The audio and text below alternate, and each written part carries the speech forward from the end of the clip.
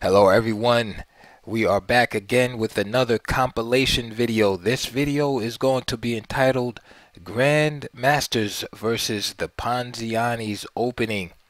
The Ponziani's opening begins after e4, e5, knight f3, knight c6, and then c3.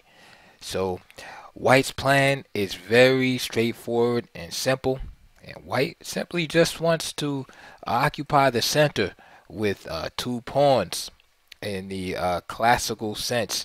This opening was first mentioned in a manuscript in 1497, and its namesake comes from one Dominizio Ponziani, who basically popularized the opening in 1769 when he introduced the gambit continuation in the Ponziani F5 actually, which is a gambit that is played very rarely, although Hikaru Nakamura played it, I believe, in 2007 versus Julio Becerril and won a game. So we are going to be looking at many games in quick fashion, light analysis, but all Grandmaster games, because we want to see what strategies and what kind of pawn structures, and get some general insight on why or why not this opening is popular nowadays. Is this an opening that we might see more of in the future? Some of the pros and cons about it. So sit back, grab your popcorn, and enjoy. One thing I will say real quick is that with this move c3, although White is planning to play d4, one of the things that might give it a demerit as far as being compared to other popular openings like the Ruy Lopez or Gioco Piano is that doesn't develop c3 doesn't develop anything, of course, whereas a move like bishop b5, of course, develops very strong move in a position, develops, and also has this latent threat, right, against the e pawn, right. Bishop c4, although not threatening anything directly, again develops a piece and allows White to prepare to castle on the king side. c3, although preparing to play d4 in the center and attack black there. c3, of course, blocks this natural square for the knight. But to me, most importantly, nothing is attacked. So black can basically do what he wants. Here. He has several different options. All right. So the reason why I think it is a good opening to play is that there are some traps in the opening, so it can be a trappy opening. And you'll see a lot of these Grandmaster games that there are opportunities for both sides, so the games often can become sharp. Furthermore, I think the greatest thing about it, especially nowadays in this age of engines, is that there's not too much theory. All right, the theory is still like evolving. So without further ado, let's get right into it, and I would love to hear your feedback, especially for those of you who might play this opening. So before I get into the modern Grandmaster games, I want to start out by showing some just basic early games in the opening.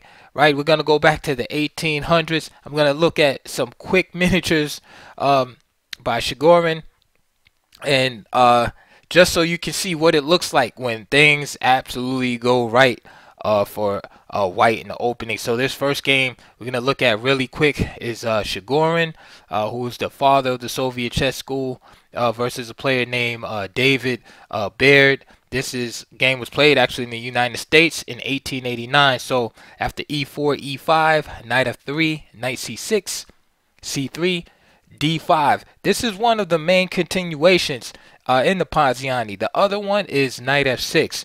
Knight f6 is tends to lead to positions that are not as sharp. So if you want to play a sharp game as black, you might want to play d5 or the gambit, of course, f5. All right, so here Baird plays this move, d5. Let me also add that another continuation actually played by Anatoly Karpov in 1963, a young Anatoly Karpov, is he basically just ignored everything and played bishop e7, right? And after d4, he just shelled up with d6,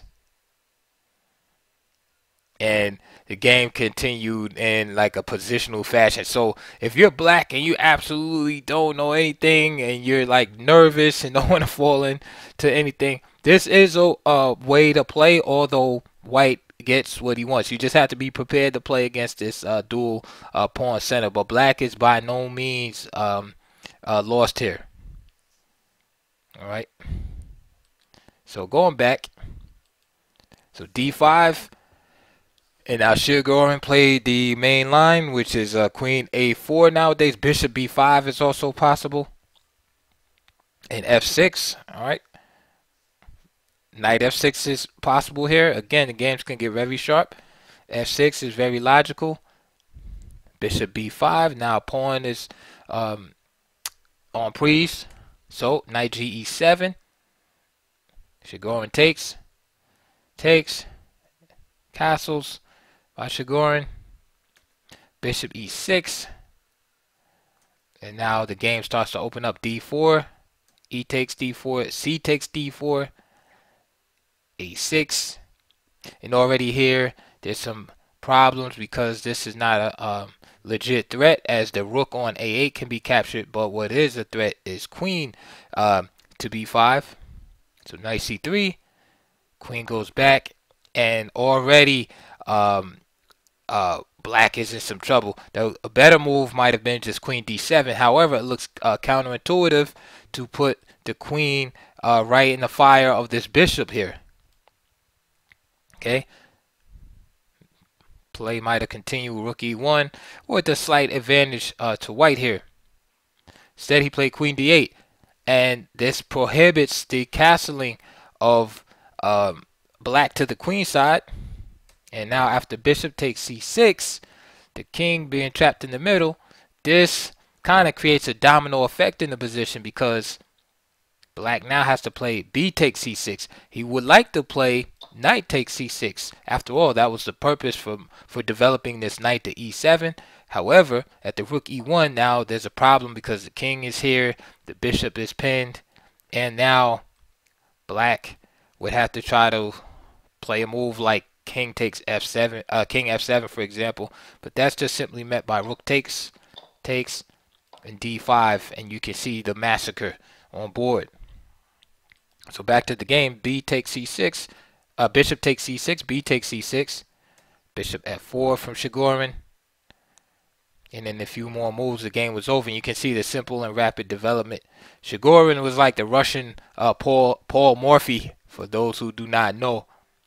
Came very close to winning the World Chess Championship from Steinitz, but those blunders. Knight c5 is played here.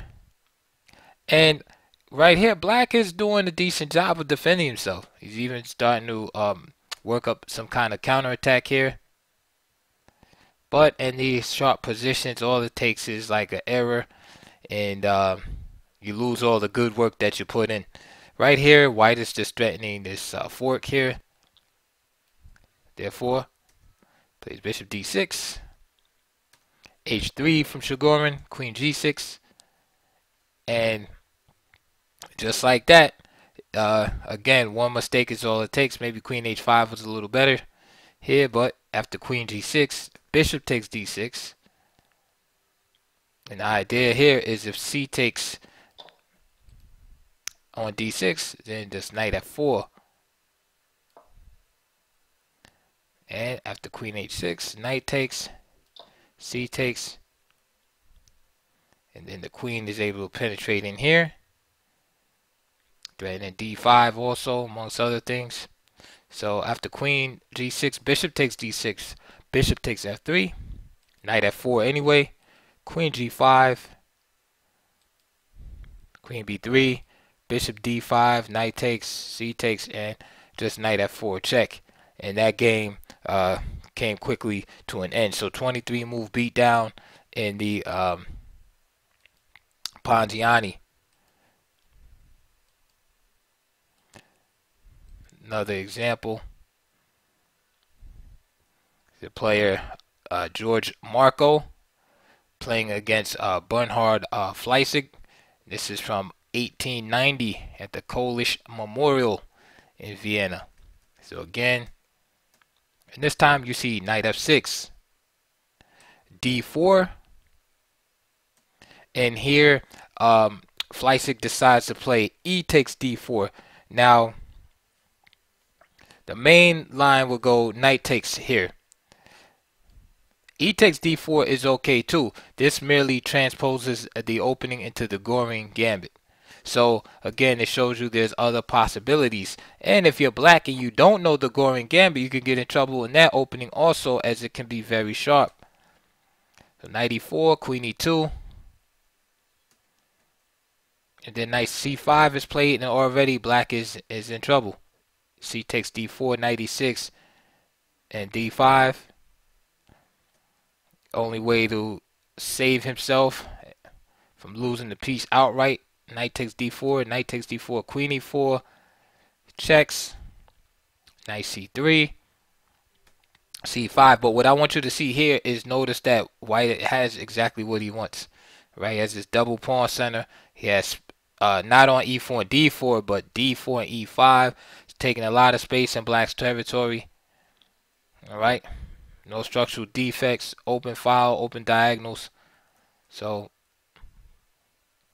the rest of the play is pretty simple. Bishop d3, f5. Of course, such moves reek of desperation. Take en passant. With check, the king has to move. Castle. Queen takes f6. d6, excellent move. Just keeping the rest of the pieces from participating in the game. Again, bishop takes c3, just basically conceding the game, opening up more files, losing more time as the knight has to move in order not to be captured. f4, rook e8, queen h7, prohibiting the escape. Although white is still winning anyway. Bishop e4, rook b8, and then just f5, and Fleissig resigned. So you can see what it looks like when things just go absolutely positively correctly for white. All right. And one more from 1899 before we step back into our time machine and come up to the modern era. Again, knight f6 and d5. And I just wanted to show you this capture because this is more along the main lines instead of transposing to the Goring gambit as we saw in the last game with this move. So the idea here is to play the move d5. And of course there's different continuations possible. Knight b8, knight e8, and there's also even this continuation bishop c5. However, this player Kunzman with the black pieces played knight e7, so knight takes e5, knight g6, bishop d3, and here black is okay. It's right, it's a little passive, right? White has more space, but it's okay. And this is a decent way to play as black if you don't really know the theory and you don't want to fall into traps. Now here, black figures it's still the 1800s, right? It's 1899, and he decides to make a sacrifice. Of course, this is unnecessary. Just simple moves like knight takes e5, okay. But he figured, hey, why play knight takes e5 and then allow bishop to e4? So he figured that, hey, I'll throw this move in, knight takes f2. You know, what's wrong with that? However, what he did not anticipate was that white would just leave his queen on prise. And so after bishop takes g6, Knight d1, bishop takes f7, king e7, bishop g5 check. That he would just be put out in a whirlwind of combinations. So this is one of the great games that you don't know about, but now you know. Knight takes c3. Again, desperate move. White is already winning, of course. Gets back his material plus interest. And after bishop takes d5, king d5, of course, White resigned. And of course, what romantic era game, right, in the 1800s, right, doesn't end with a queenside castle resignation? Come on already. So I had to show you this game. This is, again, between uh, Ludwig Ernst Bachmann with the white pieces, right? You never heard of that guy. And with the black pieces, a player named Kunstmann. And in the database, the guy doesn't even have a first name. So he was either really good or he was a really bad player. Because you know how it is. If you have one name, that means you must be awesome or you're just terrible. So again, just really quick. That's how this game went. Real nice tactics, you know. And you know there were no computers back then. Right? This is 1899, right? The closest thing they had to a computer back then was a man just standing inside a box with some flashing lights. So, you know there was no chicanery here, right? This was just straight brain power, chess tactics. So, all right, now we're going to move forward to the modern time. So now you know what White is trying to do in the in this opening, and you know what it looks like when he has his way. So let's see how the Grandmasters face it. So we're just going to be looking at decisive games, right? No draws.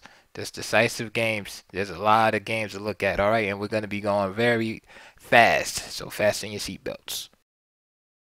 All right, everybody. The first game I want to look at is from the Manila Interzonal, round 10, 1976. Lubomir Lobojevic, 26-20.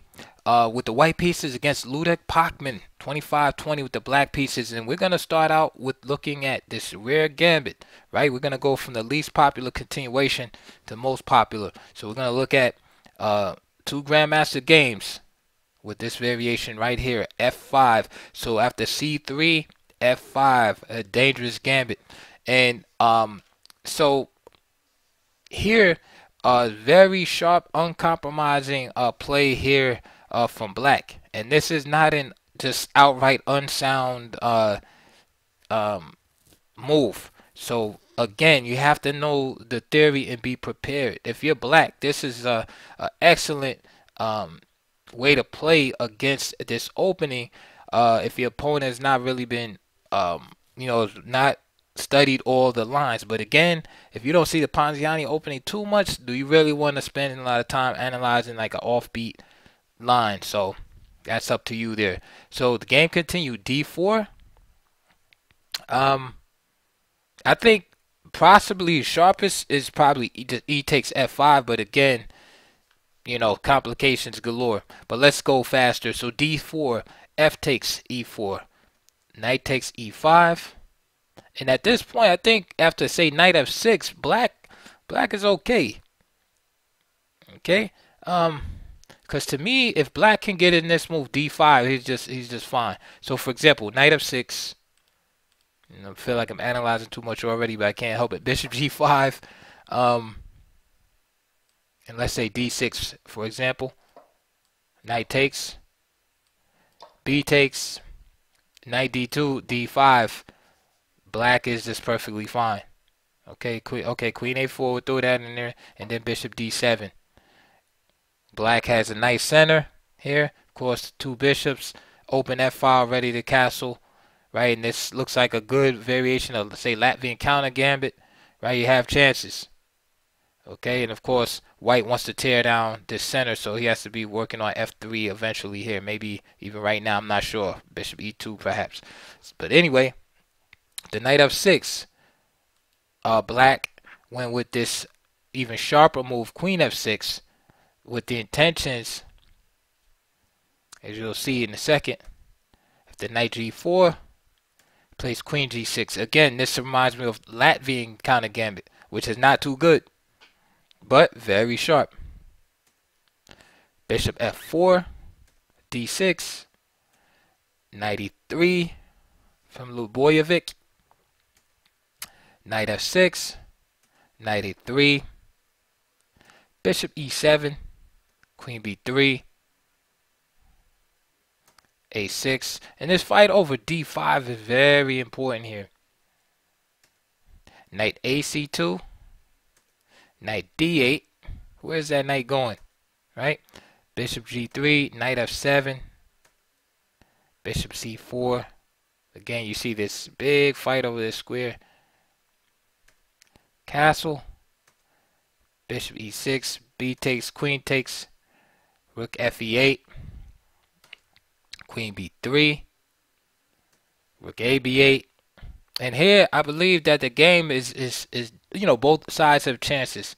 It's pretty much dynamically equal at this point.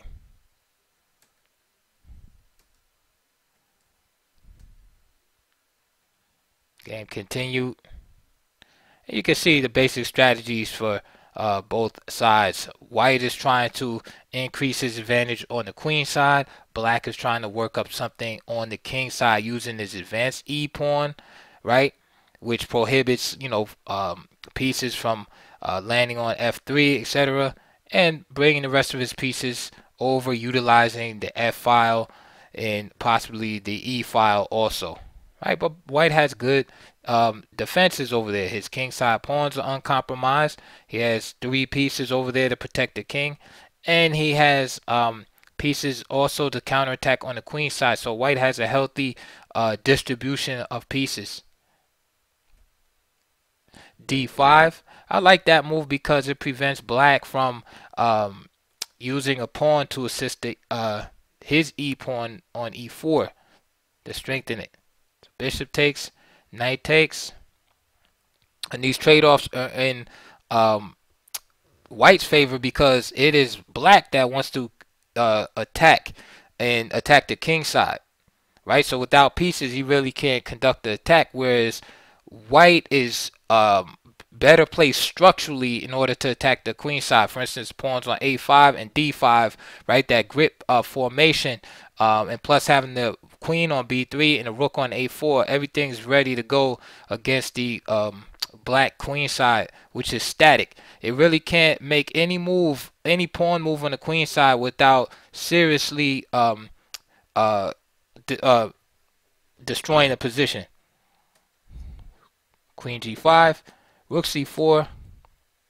Okay, more trades, but this again, this takes away Black's whole plan of attacking on the queen side by all of these trades. Queen e7, so now he's slowly but surely being forced to just defend on the queen side. Rook d1, c5, and like I said, as he makes a pawn move on the queen side, en passant, knight c6, and now you can see that Black's pawn structure has deteriorated somewhat. Rook d5, queen d8, queen a4 protecting a5, queen e7, queen c2, and you can see the effect of keeping this pawn isolated. bd8. So now White is forcing Black to kind of just hold on, right? He is attacking. Days are over, and now he's strictly on the defense. Rook c4. Meanwhile, White is able to search for a meaningful plan in order to make progress in his position. b4, g6, g4, king g7, g5. Now taking more space. So now he's taking even more space on the queen and a king side also. Rook d8, a takes. Rook takes b5, rook d7, rook d5, and now you can see it's just a matter of time here. Queen a4, queen d7, rook takes e4, another pawn drops, rook e5, rook takes, knight takes e5, and then queen d4, and Pachman decided to call it a day as White is just clearly winning. Say, for example, queen c6 and f4. booting this knight out. All right. Now we're gonna go to the game I mentioned earlier with the same gambit. This is again United States tournament, Stillwater, USA. May 23rd, 2007. We have the beloved Hikaru Nakamura with the white pieces, who was only air quotes 2658 at the time, versus Grandmaster Julio Riverio Becerra, who was rated 2544. So this is back in the days when Nakamura was a little bit more risky in his opening choices, which was a lot of fun for the fans, of course. Right now he's all mature and serious, right? So I miss these days when he was playing, you know, 2 Queen H5 and things of that nature. All right, so again, F5, D4, F takes, Knight takes, E5, and remember in the last game we saw Pachman opt for Queen F6, but here is the more solid Knight F6, Bishop B5,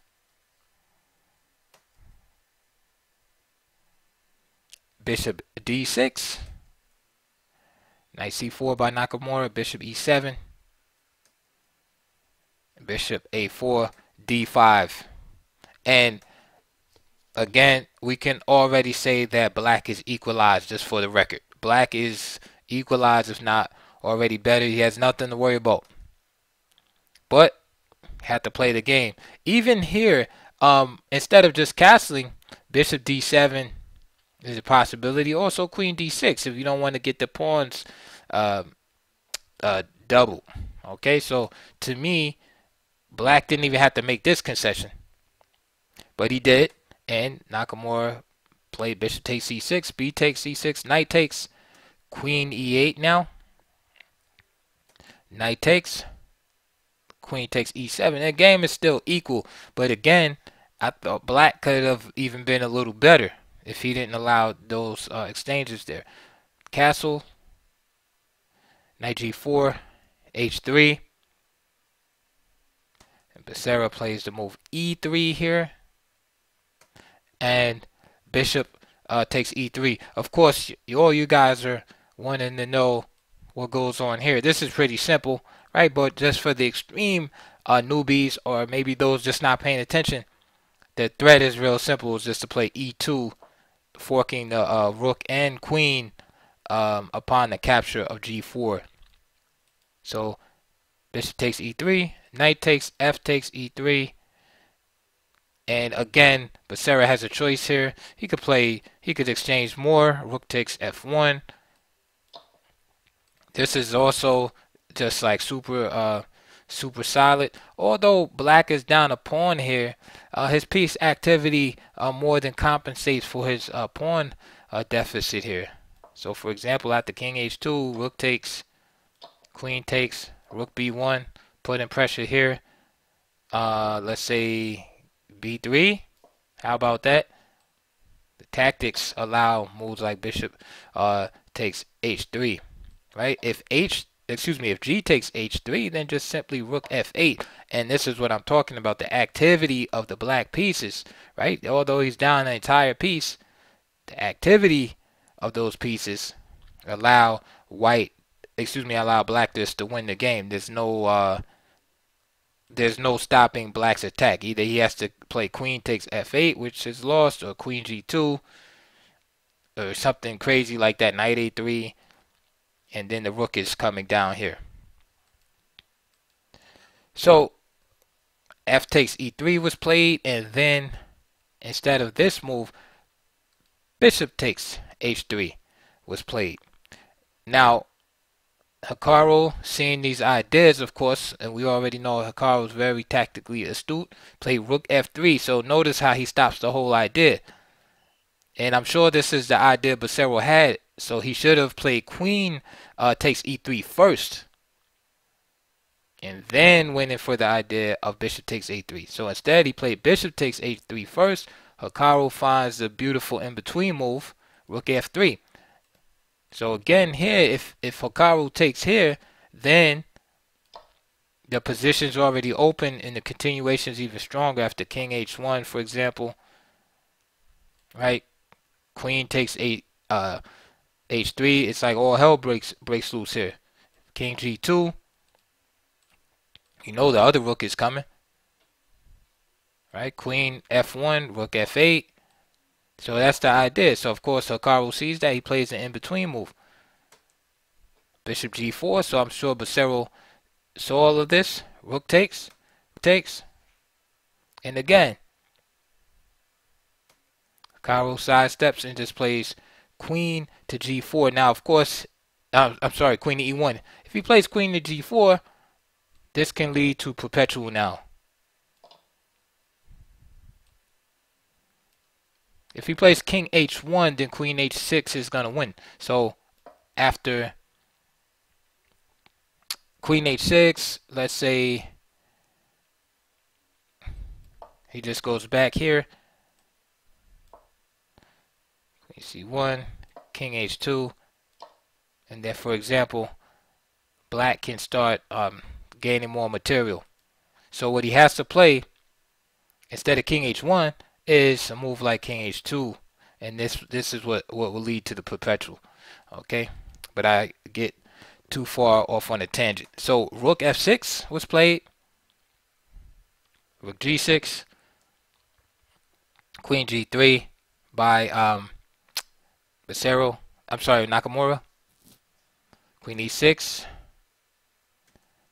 bishop h3, a lot of pressure. G3, h5, very natural looking move. Rook f6 probably is better in hindsight, but sometimes it's hard to stop when you're in attack mode. Rook g4, queen takes c7, gives up another pawn. Now king h2 here. Now here's a very critical time in the game. So h4 is played by black, and Hikaru has to play king h1. And black is still a bit better. So for instance, king h1, h takes g3, and he has a little protection from the pawns. He can play rook rook g1 here. Right, he's still worse, but he has a little time. After h4, king h2, he opens himself for the capture with check. Of course, Becerra plays check. H takes g3. King takes h3. Rook takes e4 check. King g2. Rook e2. King takes g3. Queen e3 check. King h4. Queen h6. King g3. Queen g5. And again, it's the same scenario. Although black is a piece down, it's the activity of the pieces that will rule the day. King h7. Once Hikaru realizes there's no more checks and that he is about to be mated in several moves, he resigns. So the story of that game, is basically that black, of course, played very sharp opening. It was pretty much able to equalize from the beginning. His attack was very consistent against Nakamura, and of course Nakamura missed his chances. Right, there's a lot of but black was never really in any trouble in that game. So f5 definitely, although we saw one win and one loss from Grandmaster, f5 is definitely an option that black can play if he's in the mood for some real sharp chess here. So if white wants to really test this idea, perhaps he takes f5 and entering into this wormhole right after e4. Perhaps this is the type of direction that one must go in, but that's going to take further research, and I leave that into the hands of the viewer. All right, so after f5, we're going to move on from this relatively obscure line, and we're going to now turn ourselves to one of the main lines. And we're going to pick that up in part 2 of this video, seeing that this video is about 34 minutes long already. So stick around and click on the link for part 2 of this video, and we will be looking at our next line in this Grandmasters versus Ponziani series. But until then, I'll see you guys next time. Please click the links below. Please support my channel. And check out the links for DVDs related to this opening. And again, stick around for part 2. And I look forward to your comments, especially if you are a student of this opening. Alright, I'll see you in the next video.